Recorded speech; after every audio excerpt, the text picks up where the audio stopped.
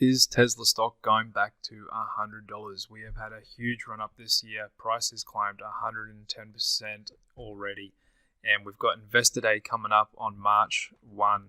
And will Elon Musk reveal the production version of the Cybertruck at that event? That could cause even more price running up into that. Although we do have a reversal formation here. Never before in my almost 20 years of trading have I seen a more hotly contested stock. Never more have I seen more passionate bulls and bears. Everyone seems to have a strong opinion on this stock. So let's look at the cold hard data and see what it says going forward. Okay, so first of all, we're going to go through a 5-step process in our deep dive into Tesla today. We're going to look at all the news that's come out from the company, the industry, and from the research community. We're then going to go and look at what Wall Street analysts are saying and their expectations, and we're going to look at the quantitative ratings. We're going to look at what corporate insiders and Congress and hedge funds have been doing in the stock. Then we're going to dive deep into the charts on some multiple time frame analysis, perform some technical analysis to show you where the current support and resistance is, and we're going to tell the story of the stock, and make sure you stay to the end where I'll give my final rating and price target on the stock. Okay, let's get into it. So Tesla's currently sitting at 622 billion market cap, and let's just go over a few highlights of what the bulls and bears saying. So we're going to present to you both sides of the argument. We've got bulls saying Tesla appears to be undervalued with significant growth opportunities and upcoming sales momentum from new models like the Cybertruck. Tesla may correct or go through a consolidation phase in the near term, but its stock price should go much higher long term. A cheap Tesla share price combined with ample cash reserves could allow Tesla to buy a lithium miner to increase efficiency and maintain leadership, secure supply before others do. On the other hand, we've got bears saying we believe Tesla is prioritizing volume at the expense of margins to boost demand. We expect the lower prices will pressure Tesla's margins and earnings as the company faces the high cost of raw materials. Tesla's growth prospects are more than baked into the stock price at current valuation levels, making it likely to trace back down to fundamentals, while profits will be squeezed by the EV price war. Tesla investors are under the impression that the competition is unable to respond to a price war, which is unlikely to be the case. Okay, so strong arguments on both sides of the story here. We can see revenues are obviously on a strong trajectory.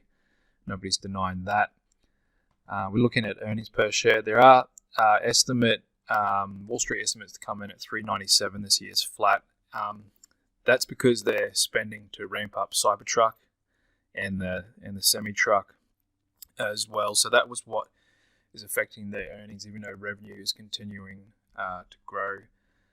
Now let's look at some bear arguments. So some of the bears are saying Tesla started the year with major price reductions and beat estimates, but they're going to take a cup half empty approach and keep a sell rating on this stock.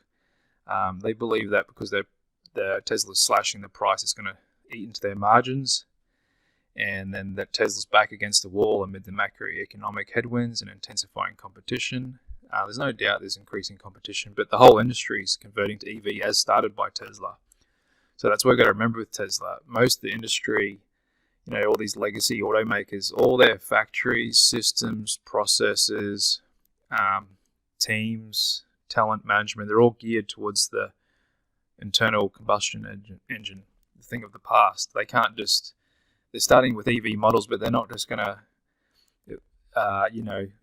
dominate overnight or even come close to it. Tesla's kind of already won it, in my opinion. Their whole company and business models, the pure play on EVs. So there is other EVs coming out, when China's coming out, and other smaller ones in America, but no one comes close to Tesla in the terms of its brand strength and ability to mass produce batteries and sell at premium prices and retain its high margins. So this to me is just a blip in the growth story with this whole price argument. They're coming down.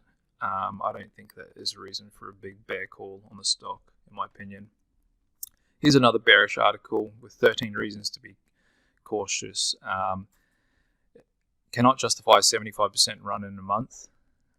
He's saying, going on about margin erosion again because of the price war. Not sure what he's talking about, demand erosion. Tesla will sell all the cars they produce, though. If they have to do a little sale to get clear inventory, they will, like they just did. Market share is dropping, but that's to be expected in a maturing company, in a maturing industry like EV. They're still the dominant market share all around the world. The Elon Musk problem, well, that's died down a bit, hasn't it? The whole hype over the Twitter thing, I think it was a bit overblown. I mean, there's always just going to be that army of people talking down Elon and Twitter. I'm not saying he's perfect and, everything he does is perfect, but I mean, the guy is flying rockets into space. I'm pretty sure he can run a simple social media app like Twitter. And, he slashed 7,500 jobs and actually kicked off the whole tech sector, laying off jobs. And everyone at the start was saying, oh no, Twitter's going to die. It's not going to run. It's actually run better. You can go to our Twitter account. I've had my Twitter account since 2009, and in my opinion, Twitter's never run better. So he's already proven the critics wrong there, and he's kind of stepped away from a bit and dialed down the whole tweets. So I think the whole Twitter thing, while it has been a material thing, having to sell his stock to keep Twitter afloat, and the two are now obviously linked. I think that's become less of a risk and will be less of a risk going forward. In my opinion, personally, I think he's going to do really well on his Twitter investment long term, and hopefully give the Zuck a run for his money.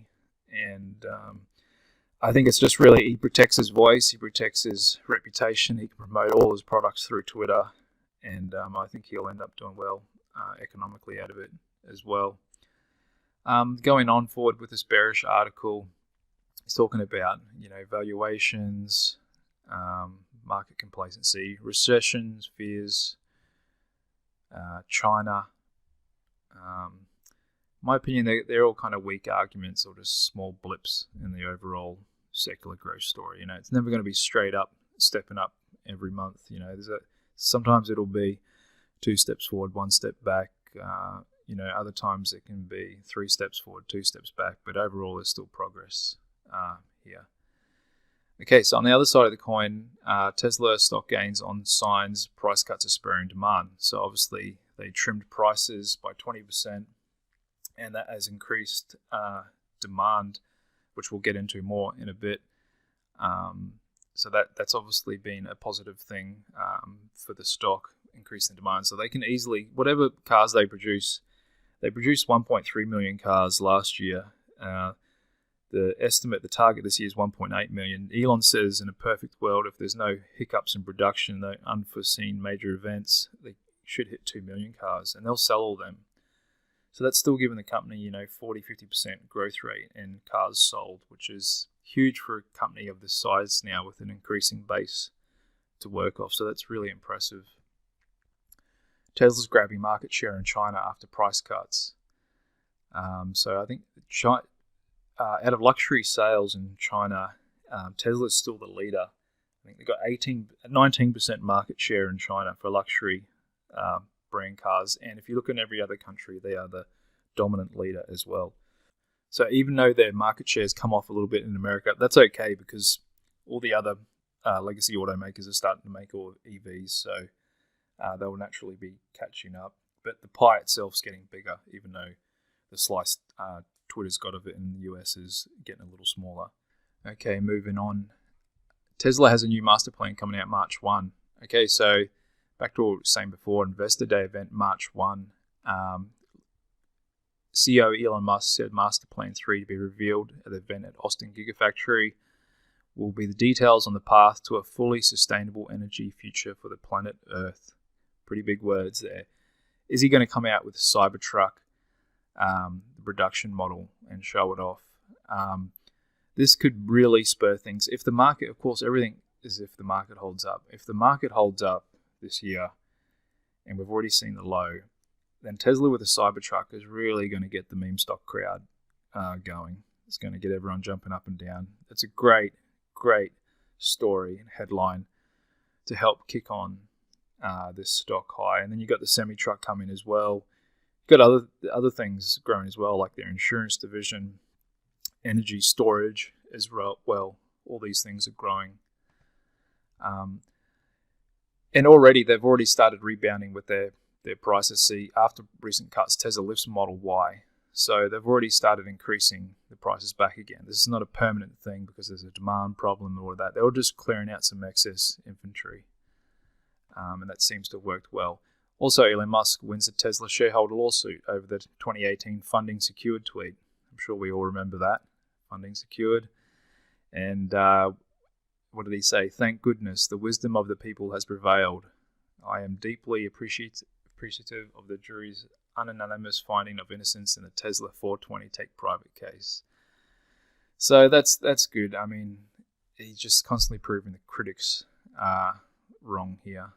And this whole Twitter thing, I mean, it's just so overblown.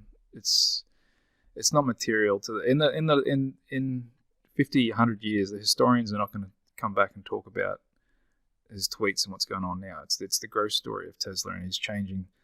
He's single-handedly made the traditional automakers go EV. I mean, that's huge, and green, clean energy. But of course, his personality. He does get a bit egotistical. He'll always be controversial. He'll always draw that attention. I think that works well for him in the long run, though. Tesla said to boost output at Shanghai plant over the next 2 months. So they have good data. They're on the ground there. They wouldn't be doing that if they didn't think they could sell them. So that's really good. And China's the big reason why we've seen Tesla go nuts over these last couple of years. They've got a gigafactory there. They're a leading brand. China's, the biggest EV market in the world. A huge growing middle class. Sure, they've got their problems with COVID and that. But they've reopened, and the long-term growth story there is still intact. And Tesla's just leveraged to China. That's a huge deal. With Asia being the most populated, region of the world, and with the most amount of millennials, the youngest population and growing in Asia. So they sell all those cars from Shanghai all throughout Asia, and they're ramping up production there, which is good to see. They confirmed $3.6 billion investment in their new Nevada plant, the gigafactory out there. They're expanding. It's going to use that to help them make their semis. Another good thing. So they are serious about ramping semis and Cybertrucks, and they're investing into that now. And that's kind of what's affecting their EPS this year. Is they're investing. They're building out all these gigafactories. They're building out all the infrastructure. So it's still early in the overall Tesla story long term. Once they've built out all this infrastructure, they'll hit that scale, and then the EPS will just rocket. So I think it makes more sense to pay attention to revenue, their production, their brand strength and deliveries, as opposed to EPS right now. And even given their investments and still getting started, really, look at their profit margin, 15.45% compared to all the legacies. The next best is Toyota at 7.5. So Tesla's already double, and the trend of their operating profit margin is growing, which is really great tailwind for the stock price. And what hammered Tesla for so long before they became profitable was the fact they were burning cash, and that's why the whole Tesla Q and short community tried to get on top of them, but that just blew up in their faces big time. I think a lot of shorts forget you can only make 100%. And what's the stock up? Like thousands of percent since IPO. Okay, so over to Wall Street analysts. They've got a buy rating 3.94 on the stock, even though the average price target is just a little bit lower where we are now at 192. And going back in history, looking at Wall Street's price target and the stock, you can see for a long time it traded well above it. Now we're just a bit above it. And we did come off. It was quite a big gap there that's closed. Last time we closed this gap, it kind of just roofed off at September and has fallen down. So now, but the price target from Wall Street seems to be flattening out. So they seem to have stopped their dropping, and they've found somewhere around the 192 average. Looking at analyst rating, there seems to have gone up, and strong is trending higher. So Wall Street's holding firm on it. They've still got a buy on it. However, the price is just above it now, so that gap has closed like it did in July last year. Going on to quantitative scores. Quantitatively, overall, we've got a hold at 314. Quant model doesn't like valuation. Growth and profitability good. Obviously, momentum with the stock price and revisions down. So EPS has been guided downwards, which is a bearish quantitative signal. Looking at the trend over the last month or so, we can see we're at around 329, gone up to 314. So quantitatively, we're trending sideways as well, same as Wall Street analysts. Just holding there and not doing too bad. Over to insiders in the stock. Sold a lot up here. I think I remember Elon Musk's brother actually nailing. There he is, Kimball Musk. Geez, he did well up there. He sold 100 million shares at 409. I think he nailed the top. So did a lot of insiders. Are really good. But what we've seen it stop. Elon himself hasn't sold any since mid-November when he sold a couple of billion. And he said, I think he's done. He said he's done. I know he said it a few times, but he's had to pour some into Twitter to backstop it and keep it going. I think he's done. And the inside, it's normally when we see a price up like that, typically insiders will take advantage of that, like they did really well in November. Even Elon himself sold a lot back there. So they haven't. So that's a good sign that they're not selling so much into this rally. So looking at hedge funds, I've just got it ranked here by the size of the positions that the hedge funds have got. So just don't pay too much attention to the call put option positions. But going forward, looking at the trades in the common, we had a big one there, 3.2 million shares added back in November. Jennison got out at 10.7. It's a bit mixed. We've had some few big buys here. Just a couple of days ago, 3.4 million shares added. Sidell added 2 million common. But no dominant theme there. If you've been watching CNBC, we've had some big hedge fund managers come on after $100 and say they're short the stock. It's unbelievable. They've already lost more than what they would have hoped. What were they hoping to go down to 50 and make 50 points? They've already lost 100 points. It's unbelievable. Some of these people managing billions of dollars shorting the stock down at 100. Anyway, over to looking at the website analytics. With those price cuts, it looks like a lot of people have come to the website. Look at this, 24 million estimated visits in January versus 16.9 in December. That's huge. So because they can be so elastic with their price and just clear out inventory, it's such a powerful thing. Like think about other stocks, businesses, they can't just clear that out. And that's Tesla's brand strength. And the fact that so many people hate it and so critical, that's what keeps it so hot. If everyone loved it, I don't think it would be as hot as it is. Over to the options. Looking at OPEX coming up this Friday, regular third month Friday expiry. Max pain is 160. So that's where if we were to expire at 160, the most amount of options would expire worthless. The market makers would make the most amount of money. So that can act as a little bit of a magnet. We can see a lot of people have got calls here at in 200 and 220 and 250. Not so much hedging underneath it. And if we go through to March's regular expiry, we've got max pain 170. So lower as well. We've had such a great run up. It's not surprising that max pain is lower. A lot of activity at that 200. I can imagine that 200 is going to act as a bit of a wall.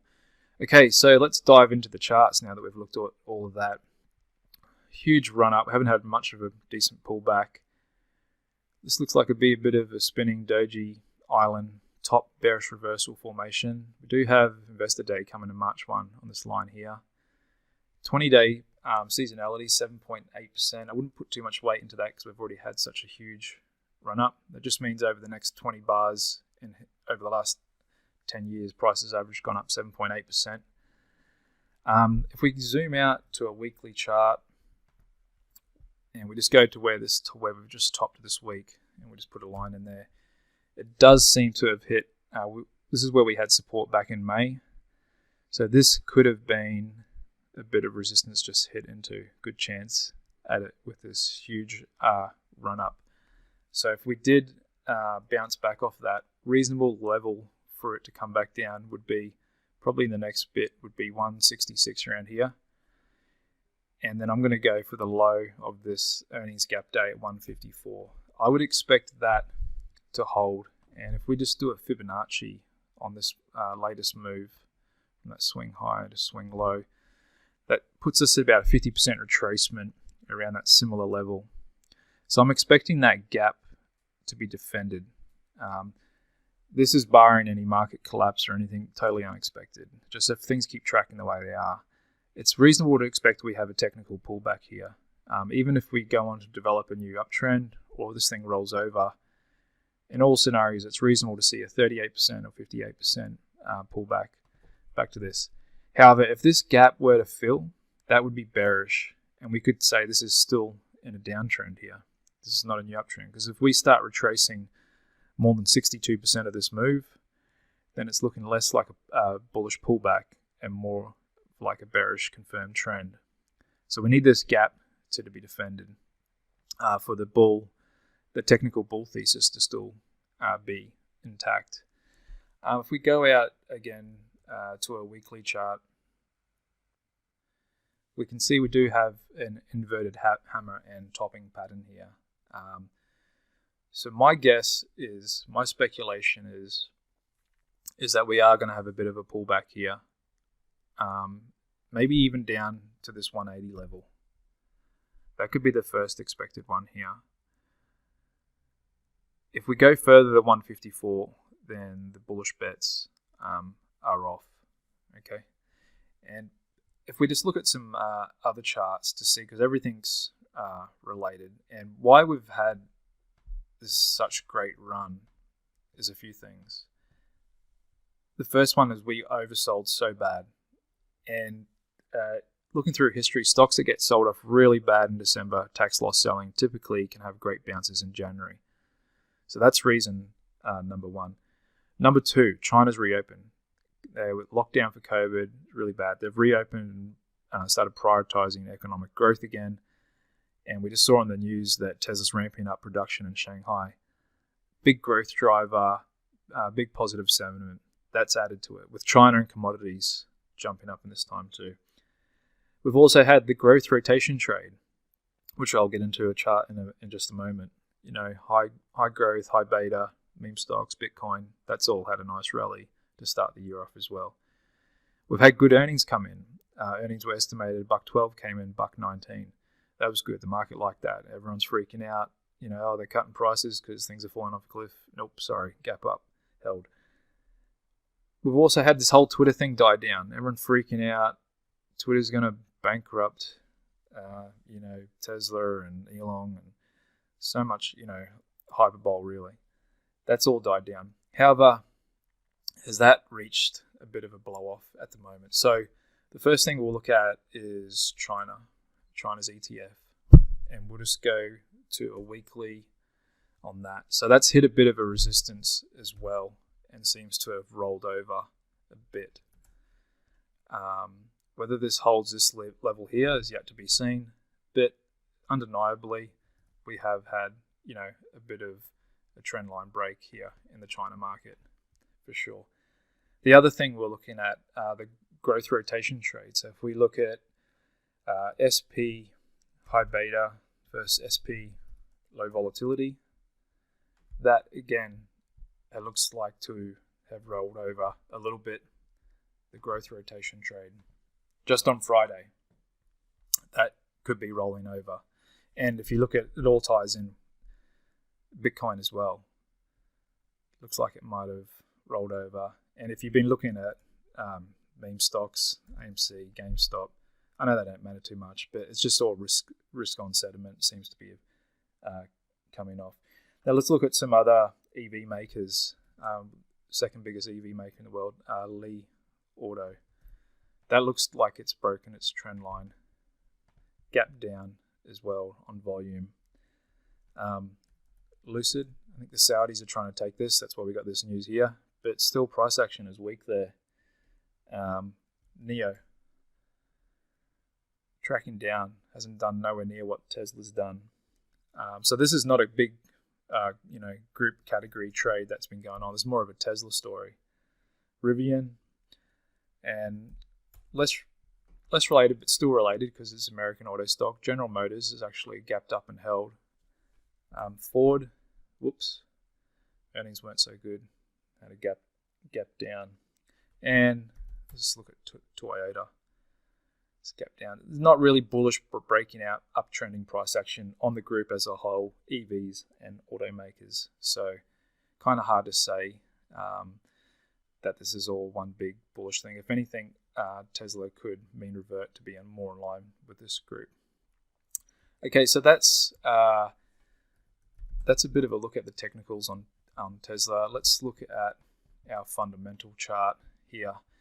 Our stock fair value indicator. If you're interested in getting our indicators, by the way, head over to clickcapital.io and go to our indicators page. You can get all our indicators for TradingView. We've got a dozen of them. They're all custom. Spent many years developing them. You can start using them, test them out today. They're very cheap, and that's what we use to run our strategies and analyze the market, and they have helped me a lot over the years. So we've got stock fair value indicator at 217. So we're still a little bit below that, undervalued. Our business quality score indicator is 18. That's trended up, so that's really, really strong and really good. So in light of all this, we've got to make a decision. We've got to give it a rating and a price target. Given all that, this I know is going to be controversial. I know I'm going to get people in the comments saying I'm crazy or I'm missing one little technical thing that changes the whole story or whatever. That's fine. And I know there's people that side with me as well. You know, you can sit back and look at the forest for the trees for what's really going on here, and in the overall clean energy, EV, green technology, and how dominant Tesla is and how much more products they can roll out under the brand. I mean, there could be like a Tesla jet ski in a couple of years, and I'm sure they'll sell millions of that. Anyway, I'm going to go with leaving it as an outperform. However, I do expect a pullback. I wouldn't be surprised if we come down and test this gap level here. That's going to be the big one for me, and that's down near the 50 bar where we're at, and that's around that 50% retracement of this move. So I'm totally not surprised. I'd actually expect it to come back down and at least test 180, 160 down into this 155 at this gap level here. I'm going to go outperform, and normally we do price target around the fair value, 217, but because Tesla has such a strong brand, cult-like following, it's so hot, and it's, such a dominant brand in EV green energy, I'm going to give a 20% premium to our calculated fair value, and I'm going to go with a price target around the 260 level up here. Now this all obviously depends. I see a pullback, and then I can see it going either side. I wouldn't be surprised if we break out this resistance up here at 311 later this year. It depends on the market. It depends on the Qs. If this is the low back down here on the Qs, then I think that's fine for Tesla, even if the Qs track sideways. As long as they don't crash, the market doesn't crash, the recession isn't too bad, there's no unexpected, big global wars or whatever. The Tesla story, the growth, I think they will come close to delivering 2 million cars this year. And if they unveil the Cybertruck and the semi, insurance, energy storage keeps growing, this is all just tailwinds, and this is such a strong bounce. This gap up and held, this huge volume. This is undeniable price action and momentum. Even though we've gotten a little overcooked in the short term, we could have a bit of a breather. This is a bottom here. And just look at that hammer formation and then just rip higher. Whoops, we just lost Tesla there. And with that 260 price target, if we look on a monthly chart here, let me just clean it up a little bit. If we look on the monthly chart on Tesla, and we've topped out at 414 in November. Obviously, it got a bit ahead of itself with valuations. But if we do a Fibonacci from that high and say that we have put in the low, which I think we have, down at 101, a 50% retracement is 257. So that's right around where I've got the target. So even if we were to come over and roll over and form a big head and shoulders, we could still retrace up here. So a 50% retracement of this, if the market holds on, I mean, the growth, the business growth and everything's there, is not unreasonable to expect a 260 sometime later this year. However, everything can change quickly. Like I said, I want to see this gap to be defended and the market to hold up. Other than that, with the Cybertruck coming out, the China revamping, I think everything's good for it to come up and touch 260 later this year. Okay, that sums it up. Thanks for tuning in and watching. I hope you enjoyed it. I hope I didn't offend too many people with a bullish Tesla thesis. It's okay if I did. I'm happy for you to critique and pick apart my analysis. I've got an open mind to anything I may have missed. And as always, anything can happen. So play it safe out there. Thanks again, guys. Appreciate it.